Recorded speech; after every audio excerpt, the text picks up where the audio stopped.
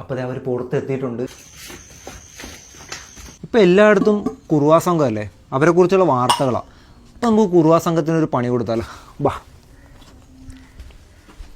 First tap തുറക്കാൻ പോവാണേ. അതിന് മുമ്പായിട്ട് ഈ വീഡിയോയിൽ നമ്മൾ ഫസ്റ്റ് പറയാൻ പോകുന്നത് കുറുവാ സംഘം ചെയ്യുന്ന കാര്യങ്ങളാണ്. രണ്ടാമത് പറയുന്നതാണ് നമ്മൾ ചെയ്യുന്ന കാര്യങ്ങൾ. ഇപ്പോൾ ഫസ്റ്റ് പറയുന്ന കാര്യം, ഇതുപോലെ അവർ ടാപ്പ് തുറന്നിടും രാത്രിയാകുമ്പോൾ. അപ്പോൾ നമ്മൾ റൂമിൽ കിടന്ന് ഉറങ്ങുമായിരിക്കും. അയ്യോ ടാപ്പ് അടക്കാൻ മറന്നതെന്നോർത്ത് പുറത്തിറങ്ങും.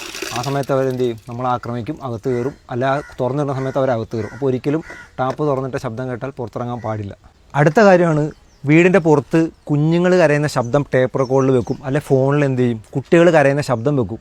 അപ്പോൾ നമ്മളോർക്ക് ഇതെന്താ കുഞ്ഞു കരയുന്ന ഉച്ചയെന്നും പറഞ്ഞ് നമ്മൾ പുറത്തിറങ്ങും. അല്ലെങ്കിൽ കുട്ടി കരയുന്ന ആകാം, അല്ലെങ്കിൽ സ്ത്രീകൾ കരയുന്ന ഏതെങ്കിലും ഒരു ശബ്ദം പ്ലേ ചെയ്യും. ആ സമയത്ത് നമ്മൾ എന്ത് ചെയ്യാൻ പാടില്ല, പുറത്തിറങ്ങാൻ പാടില്ല.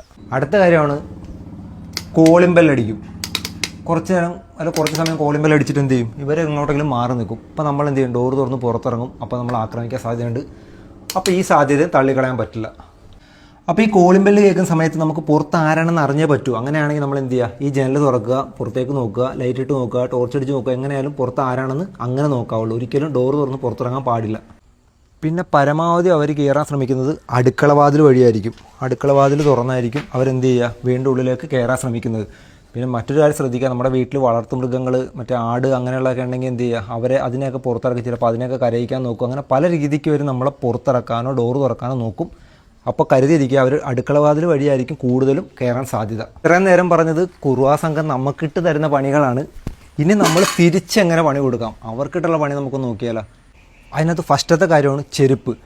ഒരുപാട് സ്ഥലത്ത് മക്കളൊക്കെ പുറത്തായിരിക്കും, അല്ലെങ്കിൽ പട്ടാളത്തിലായിരിക്കും, അല്ലെങ്കിൽ പുറത്ത് ജോലി ചെയ്യുന്നതായിരിക്കും. അപ്പോൾ സ്ത്രീകൾ മാത്രമായിരിക്കും വീട്ടിലുണ്ടാകുന്നത്. ചിലപ്പോൾ സ്ത്രീകളും കുട്ടികളും മാത്രമായിരിക്കും, അല്ലെങ്കിൽ പ്രായമായ അച്ഛനമ്മ മാത്രമായിരിക്കും വീട്ടിലുണ്ടാകുന്നത്. അപ്പോൾ അവരെന്ത് ചെയ്യുക, ചെറുപ്പക്കാർ പോലത്തെ ചെരുപ്പുകൾ, ഒരു കുറച്ച് ചെരുപ്പ് എന്ത് ചെയ്യുക, ഇതുപോലെ ഇട്ടേക്കുക. അപ്പോൾ ഇവർ ഫ്രണ്ടിലോട്ട് വരുമ്പോൾ തന്നെ ഇങ്ങനെ നോക്കുമല്ലോ, ചെരുപ്പൊക്കെ ഉണ്ടെങ്കിൽ ഇത്ര 3-4 പേരകത്ത് ഉണ്ടെന്ന് വിചാരിച്ചിട്ട് എന്ത് ചെയ്യും, അവർ കയറാൻ മടിക്കും. അപ്പോൾ ഇങ്ങനെയുള്ള ചെരുപ്പുകൾ, ഒറ്റപ്പെട്ട് താമസിക്കുന്നവർ എന്ത് ചെയ്യുക, ഇങ്ങനെയുള്ള ചെരുപ്പുകളൊക്കെ വീടിൻ്റെ പുറത്തിടാൻ ശ്രദ്ധിക്കുക. ഇത് കേൾക്കുമ്പോൾ ചിലർക്ക് ചിരി വരും, പക്ഷേ ഒറ്റപ്പെട്ട് താമസിക്കുന്നവർക്ക് അറിയാം അവരുടെ ബുദ്ധിമുട്ട്. അപ്പോൾ എന്ത് ചെയ്യുക, ഇങ്ങനെയുള്ള കാര്യങ്ങൾ ശ്രദ്ധിക്കുക. പിന്നെ മറ്റൊരു കാര്യമാണ്, നമ്മുടെ ഏതെങ്കിലും ഒരു റൂമിൽ എന്ത് ചെയ്യുക, ഒരു ലൈറ്റ് ഇട്ടേക്കുക.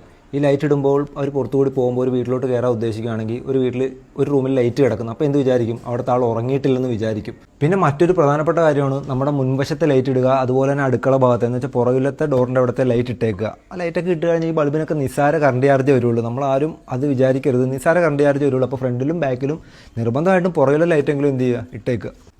പിന്നെ നമ്മുടെ വീഡിയോ തുടങ്ങിയപ്പോൾ തന്നെ ഞാൻ ഒരു കലവും ഗ്ലാസ്സുമായിട്ടാണ് നിന്നിരുന്നത്. അപ്പോൾ ഇതെന്തിനാണെന്ന് കാണിച്ചുതരാം.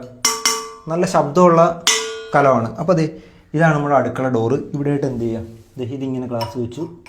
ശേഷം അതിൻ്റെ മുകളിൽ എന്ത് ചെയ്യുക, ഈ പാത്രം വെച്ചു. തട്ടിയാൽ വീഴും കേട്ടോ. എന്ന് വെച്ചാൽ ഒന്നുമില്ല, ചെറിയൊരു പണി. മേളത്തെയും താഴത്തെയും കുറ്റിയിട്ടു, ഈ പാത്രം വെച്ചു, നമ്മൾ ഇങ്ങോട്ട് പോന്നു. അപ്പോൾ അവർ പുറത്തെത്തിയിട്ടുണ്ട്.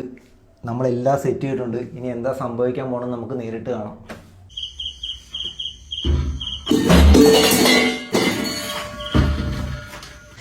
ഈ പാത്രം താഴെ വീണ ശബ്ദം കേട്ട് എന്ത് പറ്റും, എത്ര വലിയ മോഷ്ടാക്കളാണെങ്കിലും ശബ്ദം പെട്ടെന്ന് കേൾക്കുമ്പോൾ, രാത്രി കേൾക്കുമ്പോൾ അവരെന്ത് ചെയ്യും, അവരിറങ്ങി ഓടും. മാത്രമല്ല, നമ്മൾ അകത്ത് കിടന്നുറങ്ങുന്നവർക്ക് എന്ത് ചെയ്യാൻ പറ്റും, ഒച്ച കേട്ട് എണീക്കാനും പറ്റും. പിന്നെ ഏറ്റവും പ്രധാനപ്പെട്ട ഒരു ഫോൺ നമ്പറാണ് 112 112. ഈ 112 എന്നുള്ള നമ്പർ നമ്മൾ വിളിച്ചു കഴിഞ്ഞാൽ എന്ത് എമർജൻസി, നമുക്ക് ജീവിതത്തിൽ എന്ത് പ്രശ്നം ഉണ്ടെങ്കിലും, എന്തൊരു എമർജൻസി വന്നാലും വിളിക്കുക. എതിർഭാഗത്ത് പോലീസുകാരുണ്ടാവും. അവർ കൃത്യമായിട്ട് കണക്ട് ചെയ്യേണ്ട സ്ഥലത്തേക്ക് കണക്ട് ചെയ്യും. പിന്നെ മറ്റൊരു കാര്യമാണ്, നമ്മുടെ വീടിനടുത്തുള്ള പോലീസ് സ്റ്റേഷൻ. ആ പോലീസ് സ്റ്റേഷൻ്റെ ഫോൺ നമ്പർ നമ്മുടെ ഫോണിനകത്ത് ഉണ്ടായിരിക്കണം. ഇപ്പോൾ ആരുടെയൊക്കെ ഫോണിനകത്ത് ഉണ്ട് നമ്മുടെ വീടിനടുത്തുള്ള പോലീസ് സ്റ്റേഷൻ നമ്പർ, മിക്കവാറും ആരുടെ ഫോണിൽ കാണില്ല. അപ്പോൾ വീടിനടുത്തുള്ള പോലീസ് സ്റ്റേഷൻ നമ്പർ ഉണ്ടാവണം. പിന്നെ ഒറ്റപ്പെട്ട് താമസിക്കുന്ന മാതാപിതാക്കളുണ്ടാവും, സ്ത്രീകൾ തനിച്ച് താമസിക്കുന്നവരുണ്ടാവും. അങ്ങനെയുള്ളവരൊക്കെ എന്ത് ചെയ്യുക, പോലീസ് സ്റ്റേഷനിൽ, പോലീസുകാർ തന്നെ പറഞ്ഞിട്ടുണ്ട്, മുൻകൂറായിട്ട് പോലീസ് സ്റ്റേഷനിൽ ഒന്ന് പറഞ്ഞിരിക്കണം, ഇങ്ങനെ ഞങ്ങൾ ഒറ്റപ്പെട്ടാണ് താമസിക്കുന്നതെന്നൊക്കെ പറഞ്ഞിരിക്കുക. അപ്പോൾ ലൊക്കേഷനും കാര്യങ്ങളൊക്കെ അവർക്ക് കൊടുത്തേക്ക്. എന്തെങ്കിലും ഒരു എമർജൻസി ഉണ്ടായാൽ എന്ത് പറ്റും, അവർ കൃത്യമായിട്ട് അവർക്ക് വഴിതെറ്റാതെ കൃത്യമായിട്ട് ആ സ്പോട്ടിലോട്ട് എത്താനായിട്ട് അത് സഹായിക്കും. ഇവരുടെ ഉദ്ദേശം ഏത് വിധേനയും മോഷണം നടത്തുക എന്നുള്ളതാണ്. ചിലപ്പോൾ നമ്മളെ ഉപദ്രവിക്കും, തല്ലും, അടിക്കും, അങ്ങനെ പല പ്രശ്നം ഉണ്ടാക്കും. അവർക്ക് എങ്ങനെയായാലും സംഭവം മോഷ്ടിച്ചുകൊണ്ട് പോകും. ആ സമയത്ത് നമ്മൾ ഉറക്കമാണെങ്കിൽ നമ്മുടെ കഴുത്തിലെ മാല പൊട്ടിക്കാനായിരിക്കും, നമ്മുടെ കഴുത്ത് മുറിയോ അതൊന്നും അവർക്ക് പ്രശ്നമല്ല. അപ്പോൾ അവർ നമ്മളെ മാക്സിമം എന്ത് ചെയ്യും, ഉപദ്രവിക്കാനായിരിക്കും നോക്കുന്നത്. അപ്പോൾ ഇതിനെ നമ്മൾ എന്ത് ചെയ്യുക, പ്രതിരോധിക്കുക. അപ്പോൾ മറക്കണ്ട, ഏത് പാതിരാത്രി ആയാലും എന്ത് പ്രശ്നമുണ്ടെങ്കിലും വിളിക്കാം 112.